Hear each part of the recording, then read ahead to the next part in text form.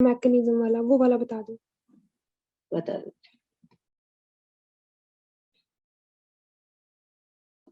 बेटा, वो ये वाला क्वेश्चन कह रहे हैं हम, यस और नो?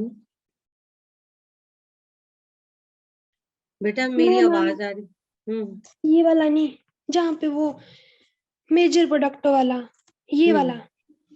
हाँ, इसमें देखो मैंने ये समझाया कि मीथेनॉल है, और अगर मीथेनॉल है तो वैसे तो मीथेनॉल में CH3OH में सॉल्वोलिसिस का केस होता है, तो सॉल्वोलिसिस में आपका SN1 मैकेनिज्म चलता है, क्योंकि बेटा ये वीक बेस है, वीक न्यूक्लियोफाइल है।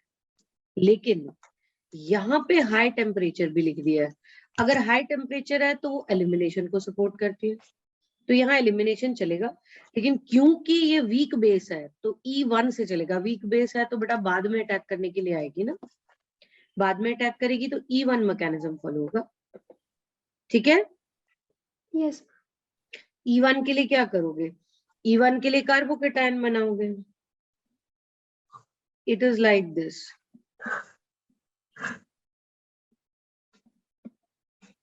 यहां से ये निकलेगा, ये कार्बोकेटायन बनेगा, फिर ये कार्बोकेटायन साथ वाले कार्बन से मिथाइल शिफ्ट ले लेगा। जब इसने मिथाइल शिफ्ट ले ली तो एक मिथाइल यहां रह गया, एक मिथाइल यहां आ गया, और पॉजिटिव चार्ज इधर चला गया, टर्शरी बन गया ये। अब इसके बाद ये अल्फा है, या तो ये बीटा है, बीटा 1, या फिर इधर भी तो एक CH, यहाँ भी तो एक हाइड्रोजन है, ये बीटा 2 है, और प्रेफरेबली बीटा 2 जाएगा क्योंकि मोर अल्काइलेटेड बनेगी, सेज़ेप्रूम। बेटा ये किसी की ऑडियो से बहुत डिस्टरबेंस आ रही है, आप अपने आप को म्यूट करिए।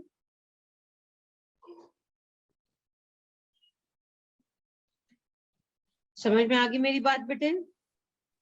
हाँ जी। एनी अदर डाउट बेटा? मैम ये जो 7 वाला क्वेश्चन है, इसका 4th ऑप्शन बता दो। बेटा सिंपल प्राइमरी तो है, यहाँ ड्यूटीरियम लगा है तो क्या हुआ, है तो प्राइमरी ना बेटे। निवेदिता आप अपने आप को म्यूट करिए बेटा।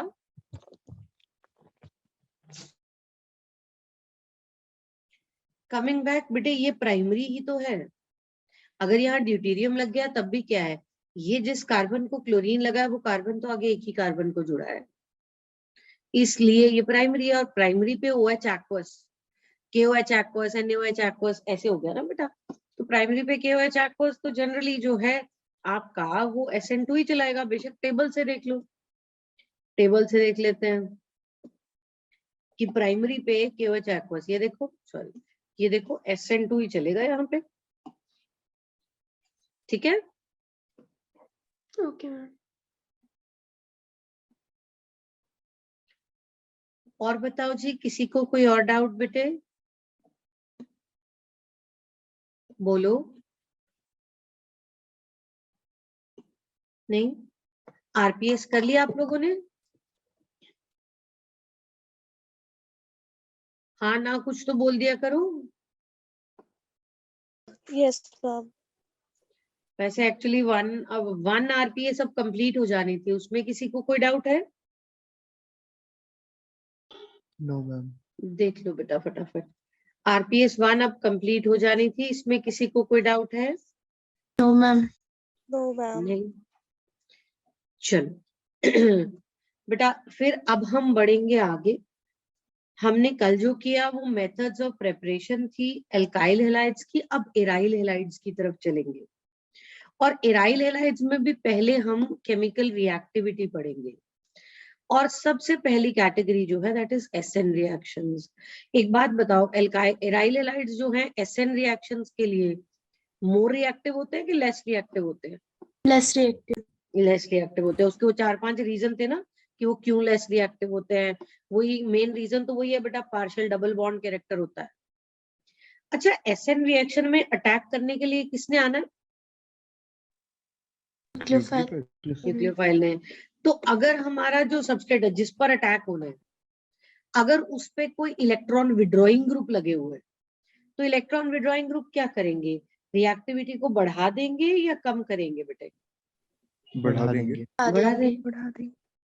सो यस, एसएन रिएक्शंस जो है ठीक है, उसके लिए एराइल हैलाइड जो है वो बड़ा कम रिएक्टिव होता है, लेकिन अगर एराइल हैलाइड पर कोई विड्रॉइंग ग्रुप लगे हैं तो वो रिएक्टिविटी बढ़ा देते हैं, डोनेटिंग ग्रुप लगे हैं तो वो रिएक्टिविटी घटा भी देते हैं।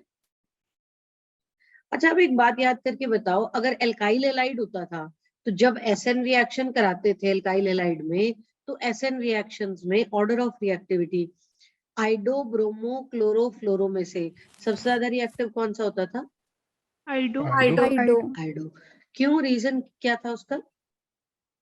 बॉन्ड लेंथ उनकी ज्यादा टूट सकता था। बॉन्ड लेंथ की बजाय वहां मैंने आपको समझाया था बेटा लीविंग ग्रुप एबिलिटी, कि लीविंग ग्रुप एबिलिटी जो है वो ज्यादा है, तो इसलिए आयोडाइड जो है वो सबसे ज्यादा रिएक्टिव था।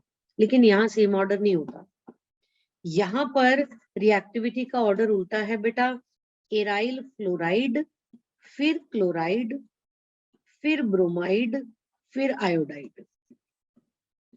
इसको एक्सप्लेन कैसे कर सकते हैं?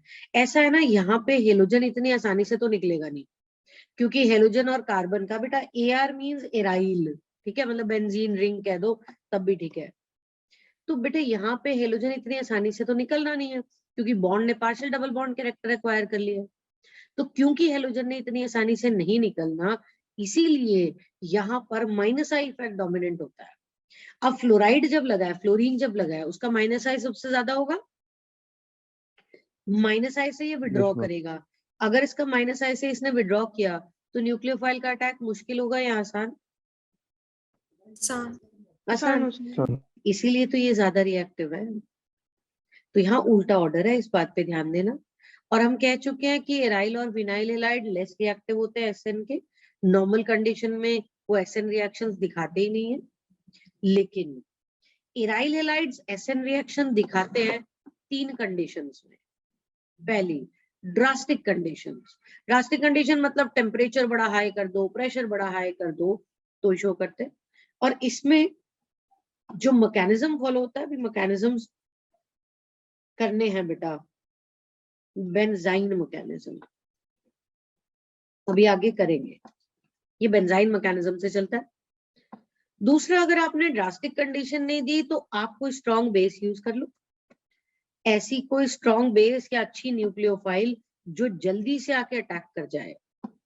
तो स्ट्रॉन्ग बेस या न्यूक्लियोफाइल जैसे कि आपकी NH2 नेगेटिव, तो अगर NaNH2 KNH2 ऐसा यूज किया है बेटा, फिर चाहे आप जो है टेम्परेचर प्रेशर हाई नहीं भी रखोगे तो उसके बिना भी रिएक्शन हो जाएगा। तो स्ट्रॉन्ग बेस जैसे कि NaNH2 यूज कर लिया, और इसमें भी जो मैकेनिज्म चलता है वो बेंजाइन मैकेनिज्म ही होता है।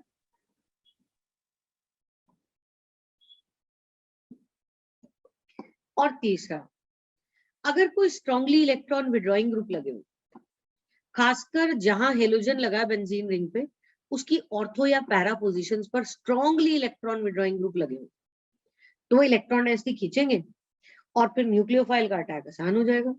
लेकिन इसमें ना एक मैकेनिज्म अलग ही चलता है, which is SN2AR mechanism. SN2AR करना है आगे। SN2AR is substitution nucleophilic bimolecular aryl. AR जो है वो एराइल के लिए यूज होता है, तो इसमें ये वाला मैकेनिज्म चलता है। विड्रॉइंग ग्रुप क्या करते हैं? विड्रॉइंग ग्रुप जब आपके ऑर्थो और पैरा पोजीशन पे लगे होते हैं तो वो जो इंटरमीडिएट है उसको स्टेबलाइज कर देते हैं बेटा, या न्यूक्लियोफाइल का अटैक हम कहते हैं कि आसानी से हो जाता है। So strongly electron withdrawing group जब लाइक नाइट्रो जब लगे हैं, specially at the ortho and the para position, so they stabilise the intermediate, और इसलिए SN2AR मैकेनिज्म से चलता है। ये तो थी जनरल बातें, मैकेनिज्म्स भी डिस्कस करेंगे, लेकिन पहले रिएक्शंस देख लेते हैं। इसमें SN रिएक्शन की कैटेगरी में कौन कौन से आते हैं। सबसे पहला बेटा डाउस प्रोसेस। डाउस प्रोसेस या डोज प्रोसेस जो है वो फिनॉल के लिए मेथड ऑफ प्रिपरेशन है। आप क्या करते हो, आप क्लोरोबेंजीन लेते हो और आप क्लोरोबेंजीन को ट्रीट कर देते हो बेटा किससे, NaOH या KOH से, ज्यादातर NaOH, और NaOH में भी बेटा 6 to 8% NaOH यूज करना है आपने, और टेम्परेचर प्रेशर बड़ा हाई ले लेना है।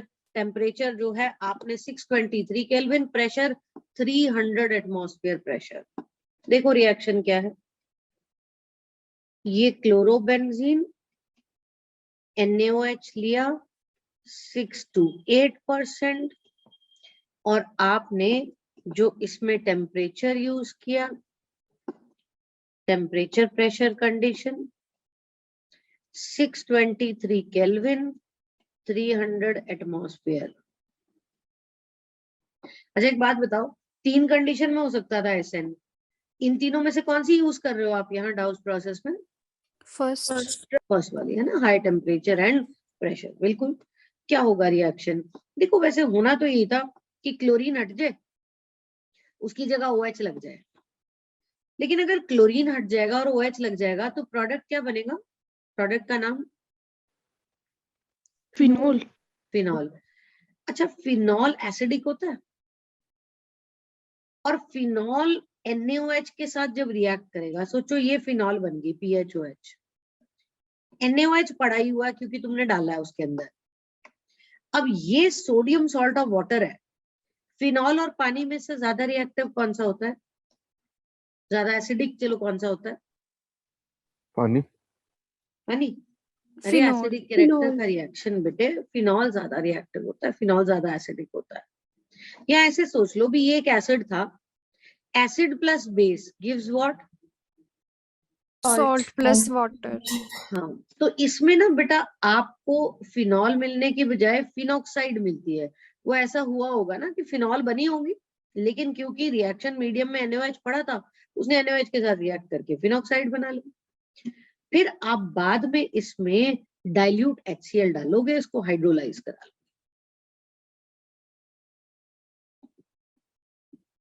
और हाइड्रोलाइज करा के फिर आपको मिलेगा फिनॉल, ये फिनॉल मिलेगा। And yes this is the industrial method of preparation of phenol, ये फिनॉल का इंडस्ट्रियल MOP समझते हो ना, मेथड ऑफ प्रिपरेशन, नहीं तो अपने लिए लिख लेना। तो फिनॉल का ये मेथड ऑफ प्रिपरेशन है। और हमने कहा था ना कि विड्रॉइंग ग्रुप लगे होते हैं तो रिएक्टिविटी बढ़ जाती है। देखो उसका एग्जाम्पल, अगर आपके पास ऐसा हो जाए, अब ये पैरानाइट्रोक्लोरोबेंजीन, सो पैरानाइट्रोक्लोरोबेंजीन का जो ये रिएक्शन है, ये 15% NaOH के साथ हो जाता है और 443 केल्विन पे ही हो जाता है। इसको थोड़ी कम ड्रास्टिक कंडीशन चाहिए, इसको 623 चाहिए था, ये 443 पे हो जाता है। क्यों? विड्रॉइंग ग्रुप लगाए तो वेरी गुड जी, विड्रॉइंग ग्रुप लगा है तो रिएक्टिविटी बढ़ जाती है, इसलिए। बाकी रिएक्शन होना तो यही है। अच्छा इसमें पहले आपका ये सोडियम सॉल्ट बना होगा, फिर H3O पॉजिटिव लिखो या डाइल्यूट HCl, क्या फर्क पड़ता है, होना तो यही है, पैरानाइट्रोफिनॉल बन जाएगी। अच्छा और देखो, अगर इसकी ऑर्थो और पैरा बेटे दोनों पे ही नाइट्रो लगा हुआ, तब क्या होगा, तो आपका रिएक्शन जो है वो और भी लेस ड्रास्टिक कंडीशन पे हो जाता है। सीधा ही मैं लिख रही हूँ बेटा, इसमें दो फर्स्ट ऐसे लिखा होता है एक्वस NaOH और 368 केल्विन। अब देखो वो 443 पे होता है, ये 368 पे ही हो गया, और सीधा हाइड्रोलाइज भी करा दिया जी सेकंड स्टेप में, तो प्रोडक्ट सीधा फिनॉल ही बना के दिखा देते हैं, क्लोरीन की जगह OH लग गया। अब इस पे जब दो दो नाइट्रो ग्रुप लगे हुए थे तो रिएक्टिविटी और बढ़ गई है, थोड़ी और कम ड्रास्टिक कंडीशन चाहिए। और वो भी देखो इसकी ऑर्थो और पैरा पे, ऑर्थो 7 वाली पोजीशन, पैरा ये 2 छोड़कर। और अगर मान लो ऐसे हो जाए कि इसकी दोनों ऑर्थो और पैरा पोजीशन पर बेटा विड्रॉइंग ग्रुप लगा हुआ है। आपको पता है ये रिएक्शन सिर्फ पानी के साथ ही हो जाता है, स्ट्रॉन्ग बेस भी नहीं चाहिए आपको। आप सिंपल इसको वाटर से ट्रीट करो 323 केल्विन, और अगर पानी डाला है तो हाइड्रोलाइज भी इसी से ही हो जाएगा। ये बन गया जी। अच्छा, ये जो इसका नाम क्या होगा? जो मैंने ये प्रोडक्ट बनाया है इसका नेम कैसे करोगे?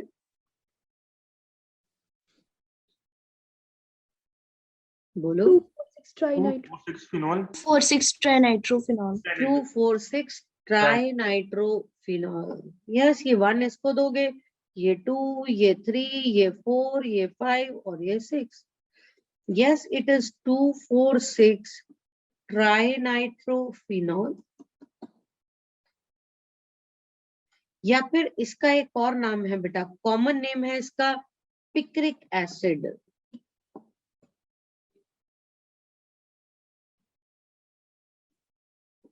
पिक्रिक एसिड कोई एसिड नहीं है, पिक्रिक एसिड एक फिनॉल है। लेकिन एक बात बताओ, नाइट्रो ग्रुप कैसे ग्रुप होते हैं?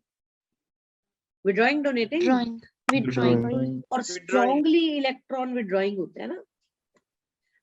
और इलेक्ट्रॉन विड्रॉइंग ग्रुप जो है वो क्या करते हैं? वो एसिडिक कैरेक्टर को बढ़ाते हैं या घटाते हैं? बढ़ाते हैं। बढ़ाते हैं। तो अब सोचो ना, था तो फिनॉल, फिनॉल तो चलो बहुत ज्यादा एसिडिक नहीं होता, थोड़ा एसिडिक ही होता है, लेकिन 3 नाइट्रो ग्रुप लगने से क्या हुआ? उसका एसिडिक कैरेक्टर काफी बढ़ गया है ना। तो इसीलिए हाँ, पिक्रिक एसिड जो है उसका नाम ऐसे कॉमन नेम में हमने पिक्रिक एसिड रख दिया बेटा। और ये येलो कलर का होता है।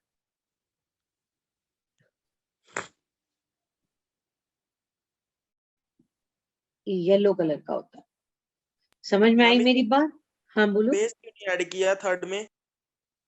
बेस की जरूरत ही नहीं है, वाटर में से बेस आ रहा है, पानी में से OH नेगेटिव, क्योंकि नाइट्रो 3 लग गए थे तो इतना ज्यादा रिएक्टिव था, इतना ज्यादा रिएक्टिव था कि वीक बेस से भी हो जाएगा रिएक्शन। हाँ, वाटर अभी पीछे तो पड़ा जब E वर्सेस SN कर रहे थे कि वाटर जो है वो वीक बेस है, वीक न्यूक्लियोफाइल भी है, ठीक है। लेकिन Yes, फिर ma'am. भी रिएक्शन हो जा रहा है क्योंकि 3 नाइट्रो ग्रुप लगे थे, तो न्यूक्लियोफाइल का अटैक करने का चांस बहुत बढ़ गया है, ठीक है। Yes ma'am. मैम हाँ बेटा बोलो। मैम फर्स्ट केस में हम डायरेक्टली हाइड्रोलिसिस क्यों नहीं करवा सकते थे? मतलब फर्स्ट केस में रिएक्टिविटी इतनी ज्यादा नहीं है क्लोरोबेंजीन की। अरे इतनी सारी कहानी पड़ी, क्लोरोबेंजीन इतना आसानी से थोड़ी रिएक्ट करेगा, स्ट्रॉन्ग बेस चाहिए। जब नाइट्रो लग गए तो रिएक्टिविटी बढ़ गई ना बेटा। यहाँ पे NaOH तो डालना ही पड़ेगा थोड़ा, stronger base, high temperature, drastic condition, तभी रिएक्शन होगा, वरना तो होना नहीं है, ठीक है मैम बेटा। ये पहला रिएक्शन था विच इज डाउस प्रोसेस। अब हम चलते हैं आगे। ये हम सारे SN रिएक्शंस पढ़ रहे हैं, आगे भी कुछ सिंपल सिंपल से रिएक्शंस है, कोई बहुत ज्यादा टिपिकल रिएक्शंस नहीं है। देखो, अगर आपके पास क्लोरोबेंजीन है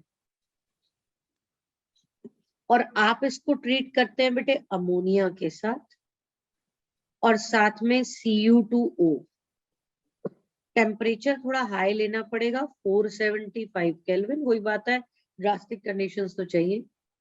तो जहां Cl लगा था, Cl की जगह NH2 लग जाएगा।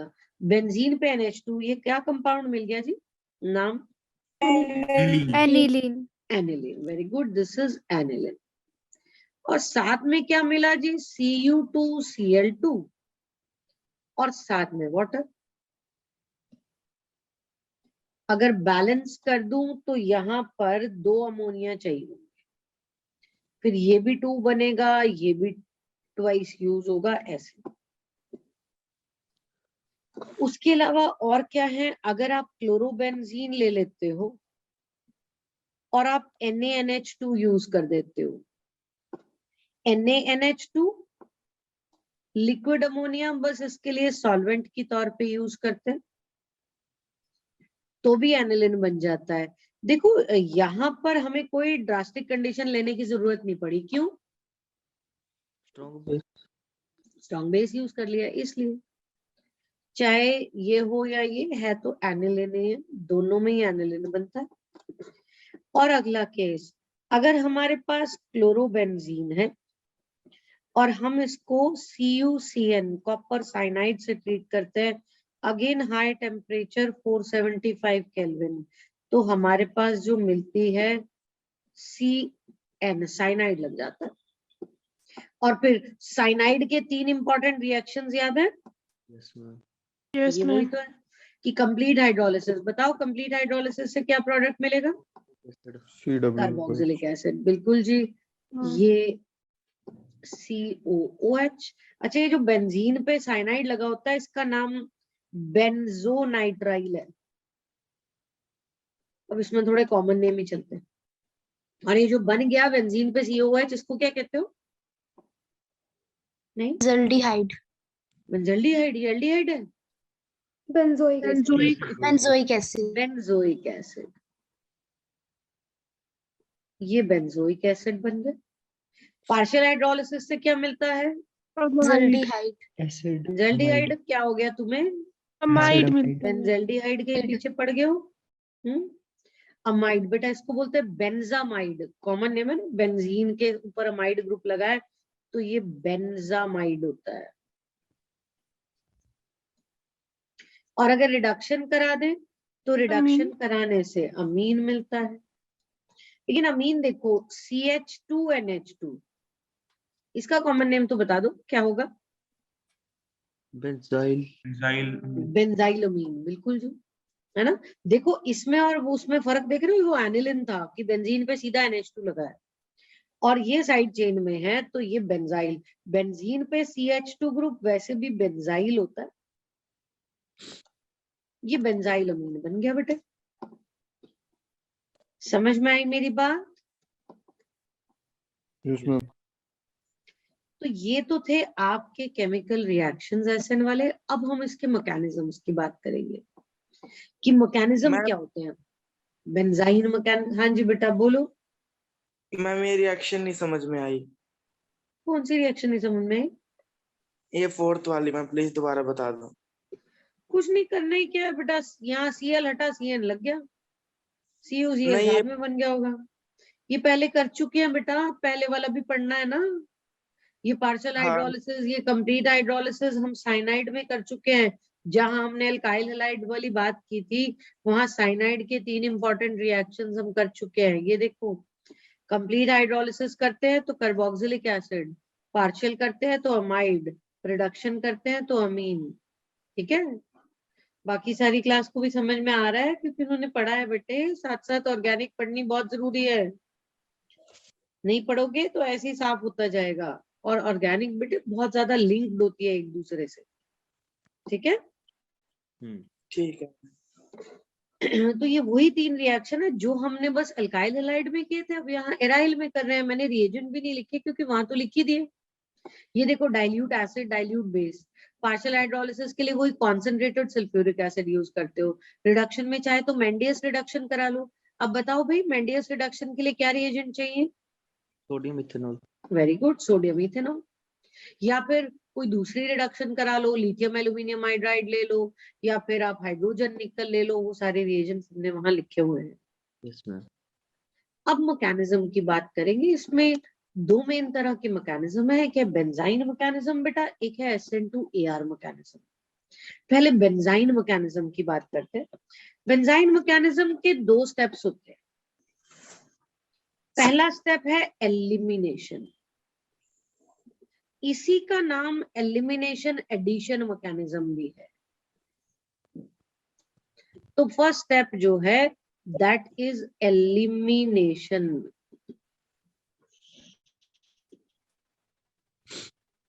अच्छा, एलिमिनेशन से क्या समझ में आता है आपको? एलिमिनेट होना मतलब कुछ निकालना। Yes ma'am. देखो, अब ये बेंजीन रिंग है, बेंजीन रिंग पर इधर एक हेलोजन लगा, साथ वाले पोजीशन पर एक हाइड्रोजन भी लगा उसकी ऑर्थो पोजीशन पर। एलिमिनेशन स्टेप में क्या होता है, सबसे पहले ये जो ऑर्थो पोजीशन का हाइड्रोजन है H पॉजिटिव यहां से निकलता है, ये H पॉजिटिव निकला। अगर ये H पॉजिटिव निकला तो यहाँ पर नेगेटिव चार्ज रह गया, क्योंकि बॉन्ड के इलेक्ट्रॉन वो लेके नहीं गया। बाद में क्या होता है बेटा, अगले ये एलिमिनेशन का ही एक पार्ट है, फिर Br नेगेटिव निकलता है। जब Br नेगेटिव निकलेगा यहां से,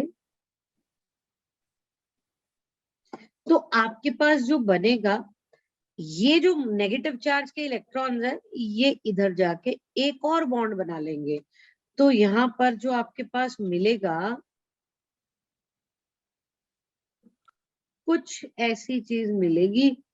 देखो 3 बॉन्ड तो ये पहले ही थे, एक एक्स्ट्रा बन गया। इस इंटरमीडिएट का नाम बेंजाइन है। बेंजीन जैसा है ना, एक बस इधर बॉन्ड एक्स्ट्रा है, इसीलिए इसका नाम बेंजाइन रखा है। ये जो तीसरा एक्स्ट्रा पाई बॉन्ड बन गया, मतलब एक ऑफ कोर्स सिग्मा था, बाकी के दोनों पाई थे, ये जो एक एक्स्ट्रा पाई बॉन्ड बन गया, देखो ये एक इंटरमीडिएट है, कोई बड़ी स्टेबल चीज नहीं है। नॉर्मली तो ऐसा बनना बड़ा मुश्किल है, लेकिन ये तो एक इंटरमीडिएट है बेटा। तो इंटरमीडिएट में ऐसा हो जाता है। और ये जो एक एक्स्ट्रा पाई बॉन्ड बना, वो पता है कैसे बना? sp2 हाइब्रिड ऑर्बिटल्स के ओवरलैप से। नॉर्मली मुझे बताओ, पाई बॉन्ड हाइब्रिड ऑर्बिटल से बनता है कि अनहाइब्रिडाइज से? हाइब्रिड हाइब्रिड से बनता है pi bond. Sigma bond hybrid से बनता है जी, पाई बॉन्ड तो अनहाइब्रिडाइज से बनता है। लेकिन यहाँ पे यही तो अलग है, इसमें पाई बॉन्ड बना है वो भी हाइब्रिड ऑर्बिटल से। और ये जो sp2 हाइब्रिड ऑर्बिटल्स है, ये एरोमेटिक पाई इलेक्ट्रॉन क्लाउड, देखो ऐसे होता है, ये रिंग है, जहां रिंग का प्लेन है वही sp2 हाइब्रिड ऑर्बिटल्स भी हैं। तो इसके साइडवेज ओवरलैप से एक इसी प्लेन में एक पाई बॉन्ड बन गया। बाकी एरोमेटिक पाई इलेक्ट्रॉन क्लाउड तो एक ऊपर था और एक नीचे था। So aromatic pi electron cloud was above and below. इसका मतलब ये जो एक्स्ट्रा पाई बॉन्ड बना है, ये बेंजीन रिंग के प्लेन में है।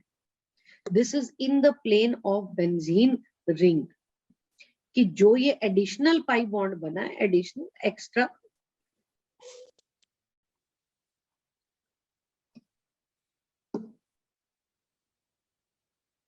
additional pi bond is formed by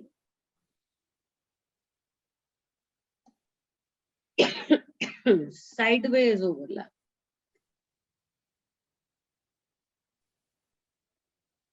of sp2 hybrid orbitals.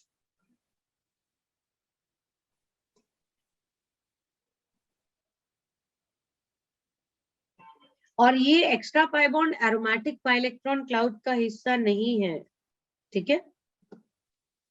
It lies in the plane of ring, it is perpendicular to aromatic pi electron cloud.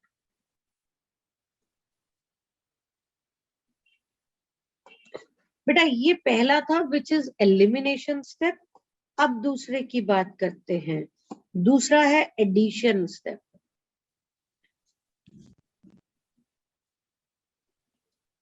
इसका नाम ही इसीलिए elimination addition है। अब देखो ये बेंजाइन बन चुकी थी, बेंजाइन के ऊपर न्यूक्लियोफाइल अटैक करने के लिए आई, मे बी NH2 नेगेटिव, कोई और न्यूक्लियोफाइल भी हो सकती थी। देखो 2 पॉसिबिलिटीज है।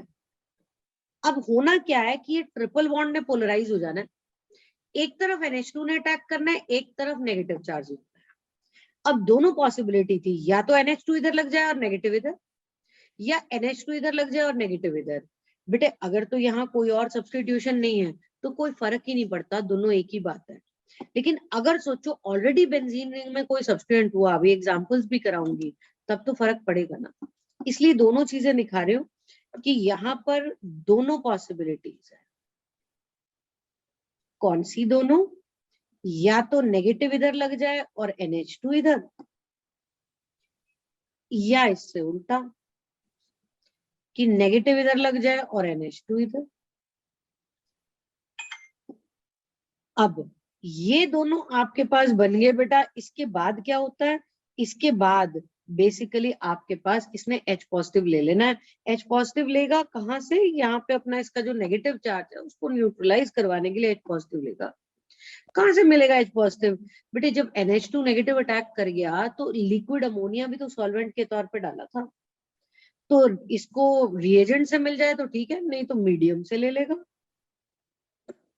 तो ये जो बन गया आपके पास, अब ये लेगा H पॉजिटिव, कहां से, रिएजेंट से ले लेगा, और रिएजेंट से नहीं मिला तो मीडियम से ले लेगा।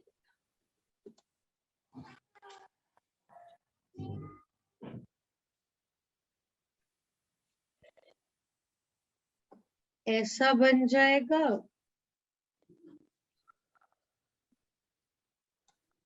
या ऐसा, फिलहाल तो ये दोनों एक ही बात है। बाकी अगर बेंजीन में कोई सब्स्टिट्यूशन हुई तो अलग बात हो जाएगी भाई, तब आपके पास जो है ये प्रोडक्ट्स अलग अलग के। अब ना ये एक नीट 2017 का एक क्वेश्चन आया हुआ है, उसको डिस्कस करते हैं। What is cine substitution. बेटा सिने सब्स्टिट्यूशन क्या होती है, CINE सिने बोलते हैं, साइन सब्स्टिट्यूशन का ही बोलते हैं। सिने सब्स्टिट्यूशन क्या है कि जिस पोजीशन से न्यूक्लियोफाइल निकली उस पोजीशन पे अटैक नहीं हुआ। जहां से, जैसे देखो ब्रोमीन इस पोजीशन से निकला, और अगर हमारा मेजर प्रोडक्ट ये हो जाता तो ये सिने सब्स्टिट्यूशन है कि जहां से ब्रोमीन निकली, आने वाली जो न्यूक्लियोफाइल है उसने उस पोजीशन पे अटैक नहीं किया, उसने दूसरी पोजीशन पे अटैक कर लिया, तब आप उसको सिने सब्स्टिट्यूशन कहते हैं। तो सिने सब्स्टिट्यूशन क्या है कि जब लिविंग ग्रुप किसी और पोजीशन से निकला और आने वाला जो अटैक है न्यूक्लियोफाइल का वो किसी और पोजीशन पर हुआ, then you use the term substitution, Sine substitution. When the entering group adds to some other atom than the atom from which the leaving group leaves. जब आने वाला ग्रुप जो है वो किसी और पर अटैक करे, किसी और पर अटैक करे, लिविंग ग्रुप किसी दूसरे एटम से निकला, ये किसी और पर अटैक कर रहा है, तो इसको सीधे सब्स्टिट्यूशन कहते हैं। अब देखते हैं जी कुछ क्वेश्चन जो इसमें आते हैं, जैसे आपके पास ये कह दिया। अब यहाँ पे ना एक बात ध्यान देने लायक है कि इसमें OCH3 लगा हुआ है। देखो स्टेप बाय स्टेप चलते हैं।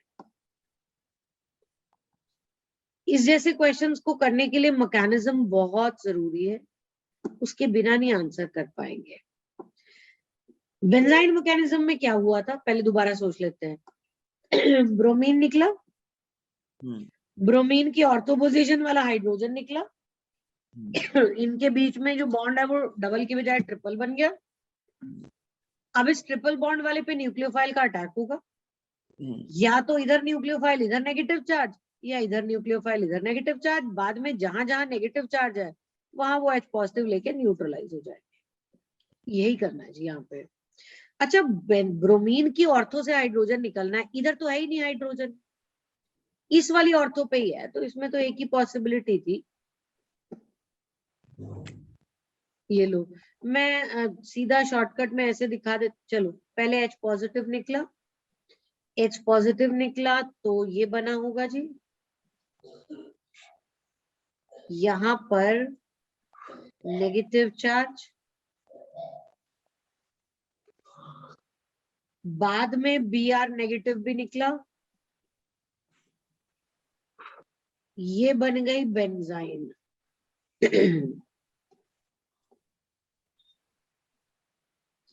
अब इस बेंजाइन पे NH2 नेगेटिव ने करना है जी अटैक। जब इस बेंजाइन पे NH2 नेगेटिव अटैक करेगा, देयर आर टू पॉसिबिलिटीज। क्या, कौन सी दो पॉसिबिलिटीज है? या तो कौन सी पोजीशन पे लगेगा, बस ये देखना है आपने। दो पॉसिबिलिटीज, चलो देखें।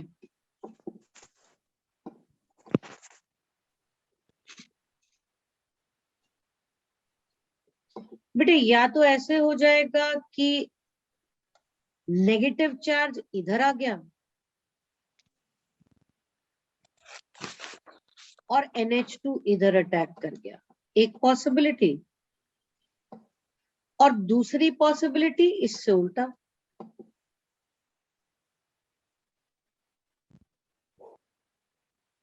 कि OCH3 इधर है, यहां NH2, यहां नेगेटिव चार्ज। अब हम डिसाइड कैसे करें कि कौन सा मेजर है? हम डिसाइड इस बेसिस पे करेंगे कि ये जो कार्बन आयन बन गया है इनमें से ज्यादा स्टेबल कौन सा है। अब एक बात बताओ, OCH3 का कैसा इफेक्ट होता है? विड्रॉइंग। ड्राइंग नहीं, मुझे अब विड्रॉइंग डोनेटिंग मत बताओ, मुझे इंडक्टिव रेजोनेंस इन टर्म्स में बताओ। प्लस आई माइनस प्लस आई होता है, प्लस आर प्लस आर और माइनस आई दोनों होते हैं। लेकिन एक बात है, OCH3 का प्लस डोमिनेंट तो इसमें प्लस आर इफेक्ट होता है अगर आप GOC को याद करें तो। लेकिन बेटा ये जो नेगेटिव चार्ज है इस पर इसका रेजोनेंस इफेक्ट तो पहुंचेगा ही नहीं। रेजोनेंस इफेक्ट तो बेंजीन के 3 डबल बॉन्ड पे लगेगा। आप इसके रेजोनेटिंग स्ट्रक्चर बनाओगे तो बेंजीन के 3 डबल बॉन्ड पे लगेगा। तो नेगेटिव चार्ज के ऊपर तो ये बस अपना माइनस आई लगाएगा। माइनस आई लगाएगा तो ये कार्बन आयन को स्टेबलाइज करेगा कि डिस्टेबलाइज? स्टेबलाइज करेगा। कार्बन आयन है, नेगेटिव चार्ज है, कार्बन आयन पे विड्रॉइंग ग्रुप लगे होते हैं तो स्टेबलाइज हो जाता है, डोनेटिंग ग्रुप लगे होते हैं तो डिस्टेबलाइज हो जाता है। तो हाँ, ये अपना विड्रॉइंग ग्रुप लगाएगा इसके ऊपर। और विड्रॉइंग अगर नेगेटिव चार्ज OCH3 से नजदीक है तो ज्यादा विड्रॉल करेगा, तो ये मोर स्टेबल कार्बन आयन है। Why this is more stable carbon ion? ये इसलिए बिकॉज OCH3 इज नियरर, नजदीक है बेटा, टू नेगेटिव चार्ज, वो नेगेटिव चार्ज से नजदीक है। सो OCH3 exerts more minus I effect on it. ज्यादा विड्रॉल किया तो ज्यादा स्टेबल। ये लेस स्टेबल कार्बन आयन है बेटे। जो ज्यादा स्टेबल बनेगा वही मेजर प्रोडक्ट है। अब क्या करें? अब बस जो मेजर प्रोडक्ट है उसने फिर आगे क्या किया? उसने आगे H पॉजिटिव ले लिया, मेजर प्रोडक्ट बन गया।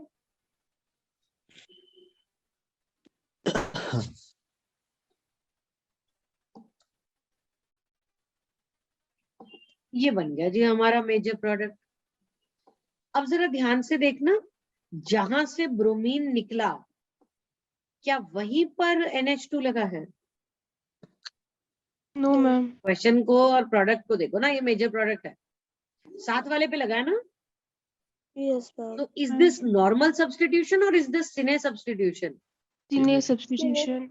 सिने सब्स्टिट्यूशन है। तो हाँ, इसके साथ लिख देती हूँ मैं कि yes this is cine substitution.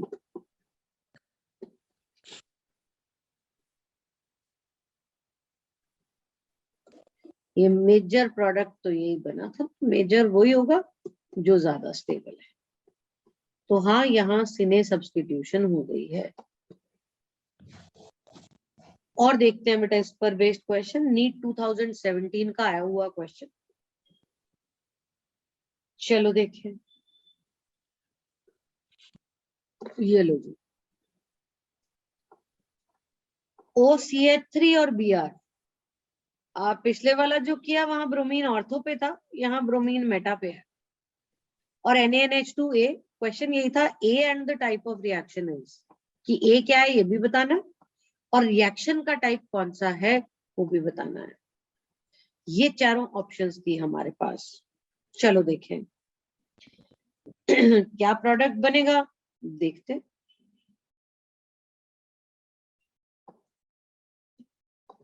बेटा आपके पास अब ये ब्रोमीन यहां लगा है, तो ब्रोमीन की ऑर्थो पोजीशन वाला हाइड्रोजन जाएगा, लेकिन ब्रोमीन की ऑर्थो ये भी है, ब्रोमीन की ऑर्थो ये भी है, तो पहले तो आपको यही सोचना पड़ेगा कि किधर से हाइड्रोजन जाएगा।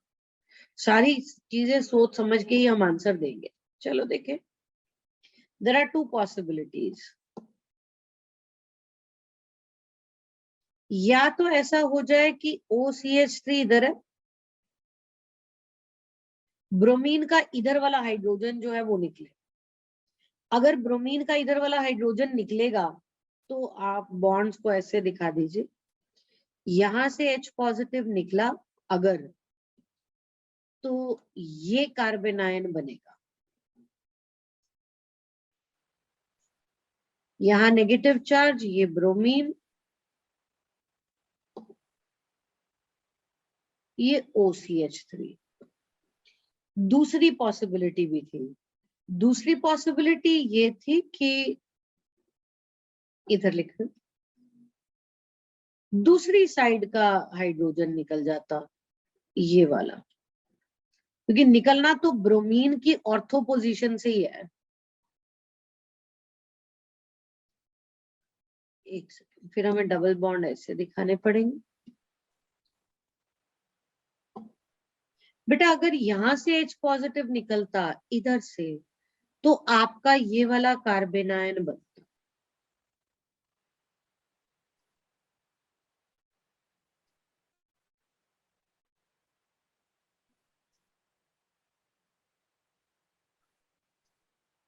अच्छा, एक ये कार्बन आयन बना है, एक ये कार्बन आयन बना है, फिर वही बात है, OCH3 इस पे नेगेटिव चार्ज पे -I इफेक्ट लगाने वाला है। Which carbon ion is more stable, पहले वाला या दूसरे वाला? फर्स्ट वाला। फर्स्ट वाला। तो ये जो ज्यादा स्टेबल है बेटा वही बनेगा। दिस इज मोर स्टेबल, ये लेस स्टेबल है। तो ऑब्वियसली जो ज्यादा स्टेबल है जी वही मेजर प्रोडक्ट होगा, तो ये पहले वाला बन गया। इसके बाद क्या होगा, इसके बाद यहां से Br नेगेटिव निकलेगा, और Br नेगेटिव जब निकल गया तो यहाँ ये ट्रिपल बॉन्ड आ जाएगा, ये बेंजाइन बन गई। अब इसके आगे फिर से सोचना पड़ेगा कि इस पे जब NH2 नेगेटिव अटैक करेगा तो 2 पॉसिबिलिटीज हैं जी। कौन सी 2? या तो ऐसे हो जाए,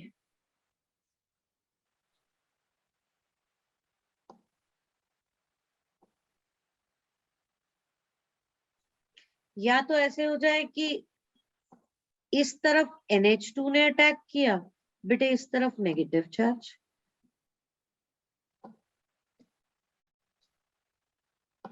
या ऐसे हो जाए इससे उल्टा कि नेगेटिव चार्ज इधर, NH2 इधर, ये OCH3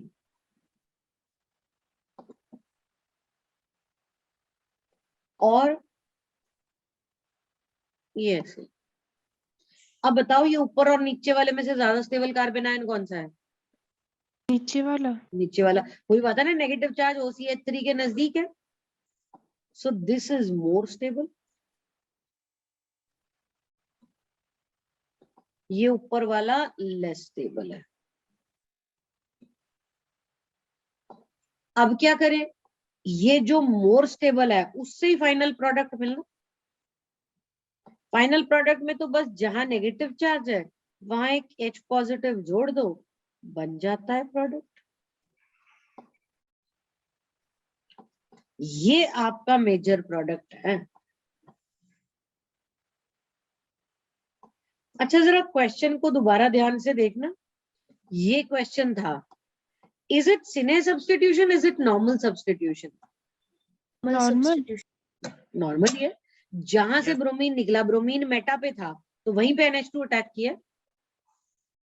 समझ में आई मेरी बात? Yes Yes, ma'am. ma'am. इसलिए ये कोई सिने सब्स्टिट्यूशन नहीं है। मतलब ये सेकंड ऑप्शन भी रूल्ड आउट है, ये थर्ड ऑप्शन भी रूल्ड आउट है। अब आंसर या तो पहला था या चौथा था। प्रोडक्ट देख लो, मेटा वाला बन रहा है ना, ऑर्थो वाला तो नहीं बन रहा, इसलिए आंसर फोर्थ है। समझ में आई मेरी बात? Yes ma'am. चलो अगला देखते हैं। ये जो क्लोरीन वाला क्वेश्चन है आपके पास, उसको देखो। अच्छा, यहाँ क्लोरीन लगा है, इसकी इधर भी ऑर्थो है, इसकी इधर भी, दोनों एक ही बात है बेटा, चाहे इधर लगा दो या इधर लगा दो, कोई फर्क ही नहीं पड़ेगा। इसलिए मैं मैं इधर कर रही हूं बेटा क्वेश्चन को, कि यहाँ पर आपके पास दिस इज पैरा क्लोरोटोलुइन, है ना, ये CH3, ये Cl। आप किसी भी एक तरफ का H निकाल देंगे, कोई फर्क नहीं पड़ता उससे, दोनों एक ही बात है, इसलिए कोई फर्क नहीं पड़ता। आप सीधा बेंजाइन, चलो पहले H पॉजिटिव निकाला, यहाँ आ गया बेटे नेगेटिव चार्ज, क्योंकि दोनों तरफ से एक ही बात थी तो कोई फर्क नहीं पड़ा। बाद में Br नेगेटिव भी निकाल दिया, ये बना दिया जी बेंजाइन।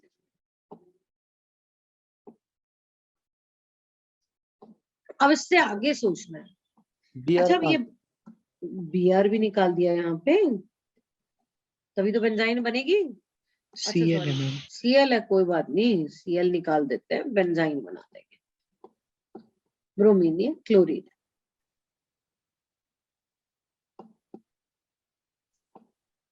अच्छा, अब इससे आगे सोचना पड़ेगा ना। अब इससे आगे दो पॉसिबिलिटीज थी, दो पॉसिबिलिटीज से पहले ये बताओ कि मिथाइल ग्रुप का इफेक्ट कैसा होता है। OCH3 का तो -I होता था, और मिथाइल का कैसा होता है? Plus I. +I। प्लस और अगर +I इफेक्ट है तो फिर ये कार्बेनायन को स्टेबलाइज करेगी या डिस्टेबलाइज? डिस्टेबलाइज। इसका मतलब मिथाइल जितना नजदीक होगा नेगेटिव चार्ज के, वो उतना ही कम स्टेबल होगा। अब इसमें दो पॉसिबिलिटीज हैं, या तो नेगेटिव चार्ज इधर आ जाए और NH2 इधर अटैक कर जाए, एक तो ये पॉसिबिलिटी है, और एक इससे उल्टा बेटे।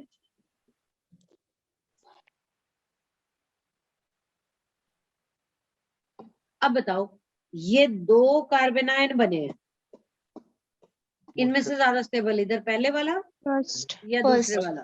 फर्स्ट। फर्स्ट वाला, क्योंकि नेगेटिव चार्ज जितना दूर रहे उतना अच्छा है। So yes, this is the more stable carbanion. More stable क्यों? Because methyl exerts lesser +I, है ना, दूर आया तो कम +I एक्सर्ट करेगा।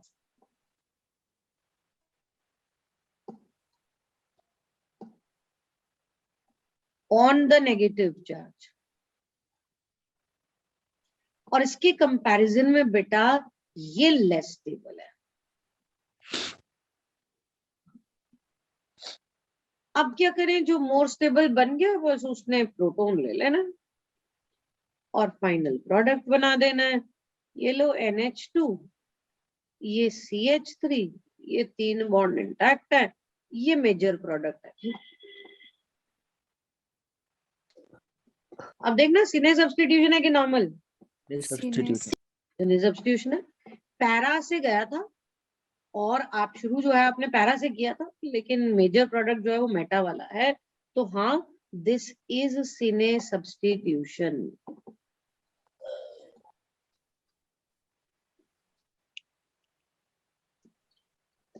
तो सिने सब्स्टिट्यूशन वाला मतलब जहां से निकला वो अलग पोजीशन है, जहां पे लगा आकर वो अलग पोजीशन है, तब आप टर्म सिने सब्स्टिट्यूशन कह रहे हैं। समझ में आई मेरी बात बेटा? Yes ma'am. Yes ma'am. अच्छा, अब यहाँ अगर ऐसा हो जाए कभी कि जिस पे हेलोजन लगा है, अब इसमें जैसे इस केस में इसकी दोनों ऑर्थो पोजीशन पे हाइड्रोजन अवेलेबल थे, यहाँ भी इसकी दोनों ऑर्थो पोजीशन पे हाइड्रोजन अवेलेबल थे। जो इससे पिछले वाला क्वेश्चन किया, इसकी सिर्फ एक ही ऑर्थो पोजीशन का हाइड्रोजन अवेलेबल था। लेकिन अगर कभी ऐसा हो जाए कि हेलोजन की दोनों ऑर्थो पोजीशन में से किसी पे भी हाइड्रोजन अवेलेबल ही नहीं है, तो फिर क्या करेंगे? अगर किसी पर भी हाइड्रोजन अवेलेबल ही नहीं है, तो बेंजाइन बन ही नहीं सकती, और अगर बेंजाइन नहीं बन सकता तो फिर बेंजाइन मैकेनिज्म तो नहीं चलेगा। अब इसमें दो बातें हैं, दोनों ऑर्थो पोजीशंस पे हाइड्रोजन नहीं है, इसका मतलब है बेटा कोई और सब्स्टिट्यूएंट लगा होगा ना। अगर कोई और सब्स्टिट्यूएंट लगा हुआ है तो वो जो दूसरा सब्स्टिट्यूएंट लगा है आपको ये देखना है कि वो डोनेटिंग है या विड्रॉइंग। अगर वो दूसरा सब्स्टिट्यूएंट इलेक्ट्रॉन डोनेटिंग है तो आप बताओ, इलेक्ट्रॉन डोनेटिंग है तो एसएन रिएक्शन के लिए रिएक्टिविटी बढ़ाएगा या घटाएगा? बढ़ाएगा। बढ़ाएगा। इलेक्ट्रॉन डोनेटिंग ग्रुप, बेटा इलेक्ट्रॉन डोनेटिंग ग्रुप तो न्यूक्लियोफाइल के अटैक को मुश्किल कर देगा, घटा देगा रिएक्टिविटी। इसलिए आपके पास जो है, अगर डोनेटिंग ग्रुप लगे हुए हैं वो भी दोनों ऑर्थो पोजीशन पे, अगर सब्स्टिट्यूएंट्स दोनों ऑर्थो पोजीशंस पे हैं तो क्या है, दो बातें हैं। अगर तो दोनों ऑर्थो पे इलेक्ट्रॉन डोनेटिंग ग्रुप लगे हुए हैं तो एसएन हो ही नहीं सकता जी। क्यों? एक तो पहले ये राइल हैलाइड कम रिएक्टिव होते हैं एसएन के लिए, ऊपर से डोनेटिंग ग्रुप तो रिएक्टिविटी को और घटा देंगे क्योंकि वो उसको रिच कर देंगे, न्यूक्लियोफाइल का अटैक करना मुश्किल हो जाएगा। जैसे अगर आपको ऐसा क्वेश्चन आ जाए, देखो इधर, अगर आपको ऐसा क्वेश्चन आ जाता है,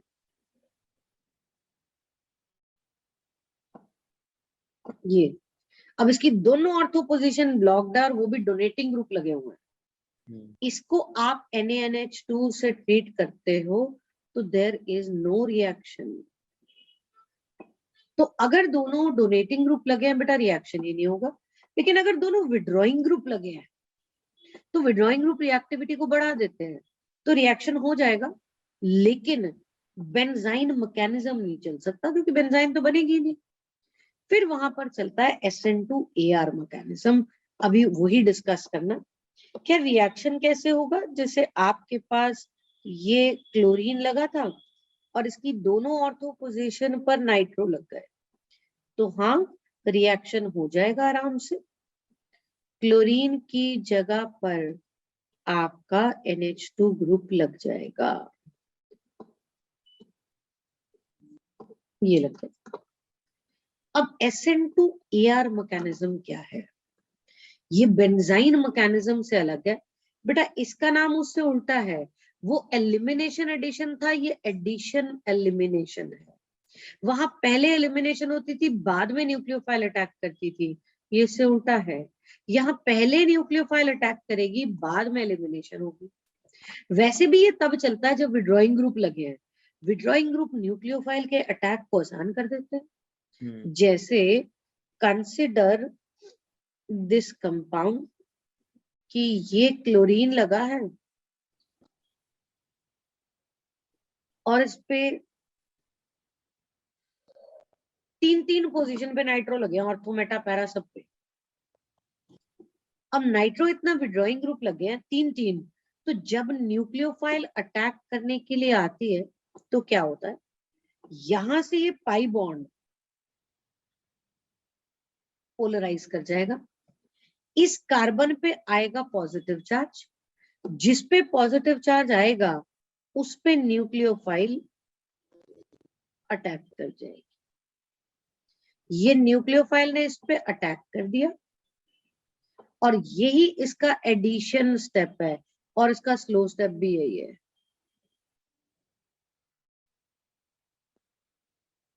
अब यहां ये Cl ऑलरेडी था, ये न्यूक्लियोफाइल लग चुकी, यहां पर ये नेगेटिव चार्ज आ गया,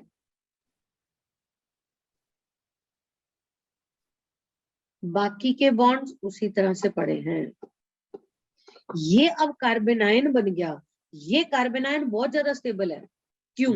क्योंकि नाइट्रो तीन लगे हुए, विड्रॉइंग ग्रुप्स लगे हुए और बिल्कुल उसी पोजीशन पे लगे हैं जहां नेगेटिव चार्ज है, तो इसको बहुत ज्यादा स्टेबलाइज कर देंगे। So this carbanion is highly stabilised.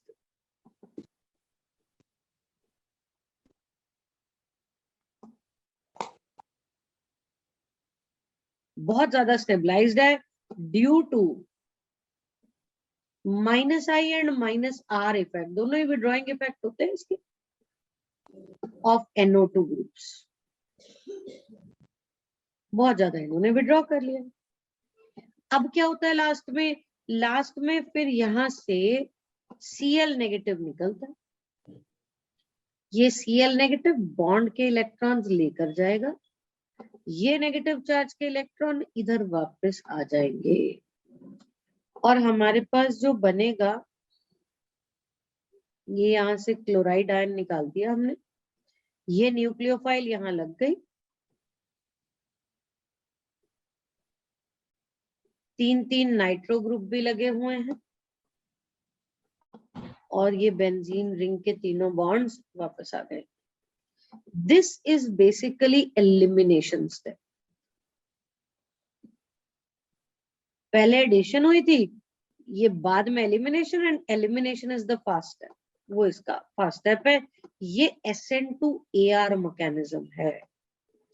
SN2AR addition elimination, इसका फुल फॉर्म है substitution nucleophilic bimolecular aryl. AR aryl के लिए है। बेटा ये थे हमारे पास सारे SN रिएक्शंस। उसके बाद कुछ छोटे छोटे से रिएक्शन है, reaction with metals. Reaction with metals, अब जैसे आपने एलिफैटिक में ग्रिजनार्ड रिएजेंट बनाया था, एरोमेटिक में भी ग्रिजनार्ड रिएजेंट बन जाता है जी। वो कैसे? ग्रिजनार्ड रिएजेंट बनाने के लिए क्या करते हैं आप ही बताओ? किससे ट्रीट करते हो? मैग्नीशियम से। CH3MgBr ईथर की प्रेजेंस में इसको ट्रीट करते हो, ड्राई ईथर। ड्राई लिख देती हूँ, चलो जी, कुछ नहीं, MgBr बन जाता है। जब क्लोरीन लेना होता है यहाँ पे क्लोरो वाला, तो बस सॉल्वेंट थोड़ा अलग होता है, THF अभी लिख देती हूँ, टेट्राहाइड्रोफ्यूरान होता है बेटा। बाकी रिएक्शन तो सेम ही है। THF is टेट्राहाइड्रोफ्यूरान। टेट्राहाइड्रोफ्यूरान ऐसे होती है बेटा, फ्यूरान में डबल बॉन्ड होते हैं, इसमें कोई डबल बॉन्ड नहीं होते। बाकी जैसे वर्ट्स रिएक्शन था, ऐसे वर्ट्स-पिटिग रिएक्शन है। वर्ट्स-पिटिग में क्या करते हैं बेटे, 1 मोल एराइल हेलाइड लेते हैं और 1 मोल बेटे एल्काइल हेलाइड ले लेते हैं। ट्रीट तो वही सोडियम से ही करना है। यहां से ये 2 NaX निकल जाएगा, वही सोडियम ड्राई ईथर, बस 1 एराइल और 1 एल्काइल ले लिया। और बेटे अगर आपने दोनों ही मोल एराइल हेलाइड के ही ले लिए तो फिर उसको पिटिक कर देते हो। रिएक्शन तो एकदम वर्ड्स की तरह ही होना है। बस अब ये दोनों मोल हमने एराइल हेलाइड के ले लिए, यहां से 2 NaX निकल गया और आपके पास जो प्रोडक्ट मिला, 2 बेंजीन रिंग जुड़ गई, बाइफिनाइल आपका प्रोडक्ट है। जैसा फिटिग रिएक्शन होता है ऐसा ही एक होता है उल्मान बायराइल सिंथेसिस। फिटिग में आप यहाँ सोडियम यूज करते हो, उल्मान बायराइल सिंथेसिस में आप कॉपर यूज करते हो। और उल्मान बायराइल सिंथेसिस में यहाँ हैलोजन की बजाय, मतलब वहां आयोडीन ही होता है, यहाँ पे तो कोई भी हैलोजन हो सकता है, वहां पर आयोडीन होता है। सो उल्मान बायराइल सिंथेसिस क्या है?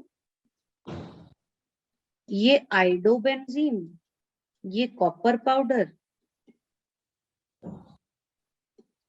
और यहां से ये निकल जाएगा। रिएक्शन तो बिल्कुल उसी तरह से है, बाइफिनाइल बन जाता है।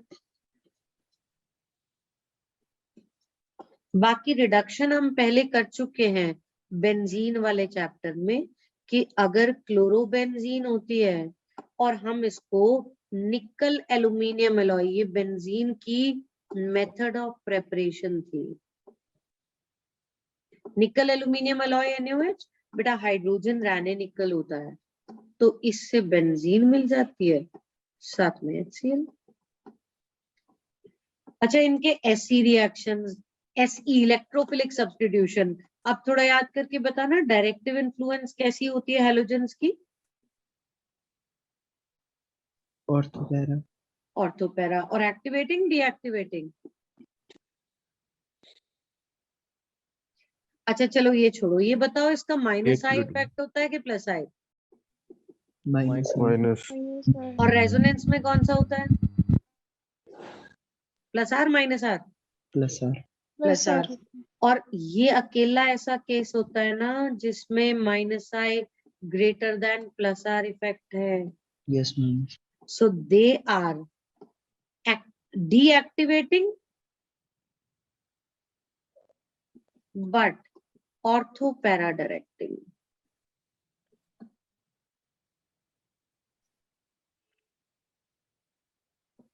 वो डीएक्टिवेटिंग होते हैं लेकिन ऑर्थो पैरा डायरेक्टिंग होते हैं। तो ऐसी रिएक्शन में वही सारे रिएक्शंस आते हैं जी जो आपने पहले करे हैं, halogenation, nitration, sulphonation, Friedel Crafts reaction. और बस इनका इफेक्ट जो है वो इस तरह का होता है कि भी इसमें आपने जो प्रोडक्ट बनाना है वो ऑर्थो पैरा वाला बनाना है। देखो अगर ऑलरेडी ये भी कर चुके हो, ऑलरेडी एक क्लोरीन है तो आप उस पर फर्दर क्लोरीनेशन कराओगे तो क्या प्रोडक्ट मिलेगा बेटा आपको? ऑर्थो पैरा प्रोडक्ट ही मिलना है। एक क्लोरीन पहले ही लगा हुआ है, दूसरा उसकी ऑर्थो पे लग जाएगा या उसकी पैरा पे लग जाएगा। अच्छा अगर एक्सेस क्लोरीन, ये भी पहले कर चुके हैं कि अगर एक्सेस क्लोरीन लगा देते हैं यहाँ पे तो सारे क्लोरीन क्लोरीन हो जाते हैं ना। ये BHC नहीं है, ये बेंजीन हेक्साक्लोराइड नहीं है, ये हेक्साक्लोरोबेंजीन है ना। इसका फॉर्मूला C6Cl6 होता है। नाइट्रेशन कराएंगे तो वही क्लोरीन की या तो ऑर्थो पे नाइट्रो लग जाएगा या उसकी पैरा पे नाइट्रो लग जाएगा। सल्फोनेशन कराएंगे तो या तो क्लोरीन की ऑर्थो पे सल्फोनिक एसिड लग जाएगा या पैरा पर।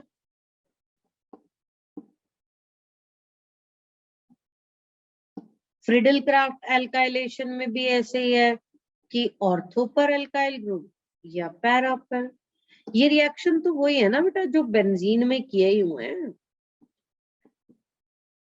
और इसी तरह से फ्रिडल क्राफ्ट एसाइलेशन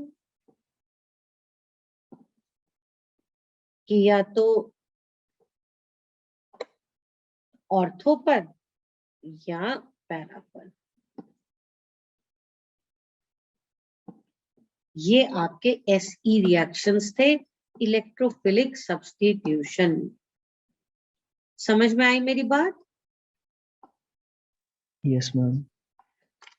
बस जी आज यही रुकते हैं। This was about the reactivity की रिएक्टिविटी जो है वो क्या थी। मेथड्स ऑफ प्रिपरेशन हम कल डिस्कस कर लेंगे और मैं आपको थोड़ी देर में बट आफ्टर द क्लासेस में भी I will send you the work which has to be done. ठीक है, मैं आपको स्लाइड्स दिखा देती हूँ अभी। आज यहां से शुरू किया बेटा।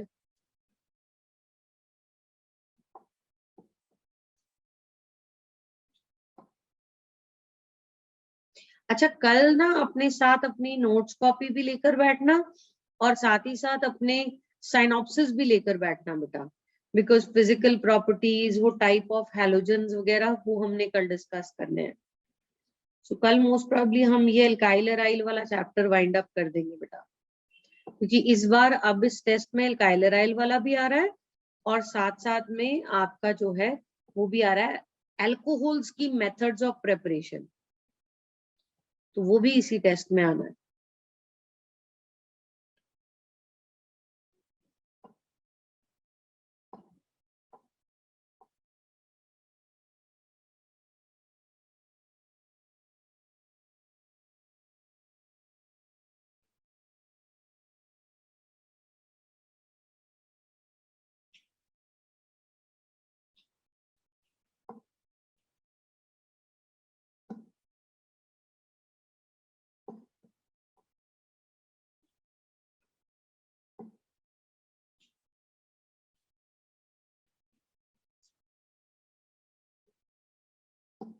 और आज बेटे आपका केमिस्ट्री का डाउट सेशन भी है। स्टॉप शेयर कर दूं बेटे? Yes ma'am. चलो ठीक है बेटा, कल मिलते हैं। Thank you okay ma'am.